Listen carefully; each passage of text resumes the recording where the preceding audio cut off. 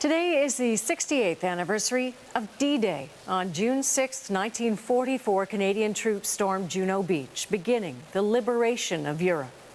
Vigils were held today in Vancouver and Ottawa to honor the sacrifices of those Canadian troops and to press for better disability payments for veterans of the more recent war in Afghanistan.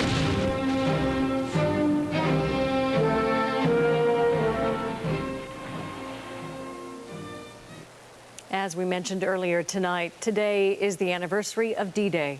On June 6, 1944, Canadian troops stormed the beaches of Normandy. It was a brutal mission involving acts of real heroism. Tonight, we have the story of one Canadian who was there, as told by his son. I'm James O'Regan. My father, Brian O'Regan, landed on D-Day. This is his story. At 20 years old, this was his first action, some action. The barrage started at 6 a.m. Sergeant Bill Grant, cameraman, he arrived around 8 a.m. and started shooting.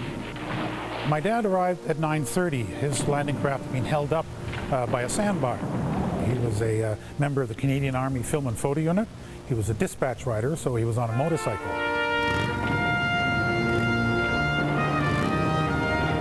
He was struggling with his motorcycle, trying to get it up the beach, and it was kind of hard.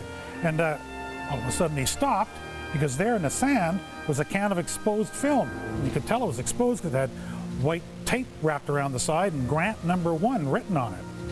Now, it should have been in a press bag, but it wasn't. So my father was a little concerned, where was Bill Grant? Why wasn't it in a press bag? Took the can of film back down to the beach commander, and the beach commander sent it on the first landing craft back to England. That can of film was the first film of the invasion to reach London. When it was seen that night by the War Office, they were ecstatic. It's the inside of the landing craft, approaching the shore, the left door swings open, and Canadian troops pour out onto the sand. And the War Office exploded. They were deliriously happy. It was solid, solid film. The footage that my dad found in the sand, the footage that was shot by Sergeant Bill Grant, went on to be used by newsreels, in feature films, doors opening on the landing craft, Canadian soldiers pouring onto the beach. When you think of D-Day, you think of those iconic shots. If you want more information on D-Day and the fight by Canadian troops on Juno Beach, head to our website. That's cbcnews.ca/thenational.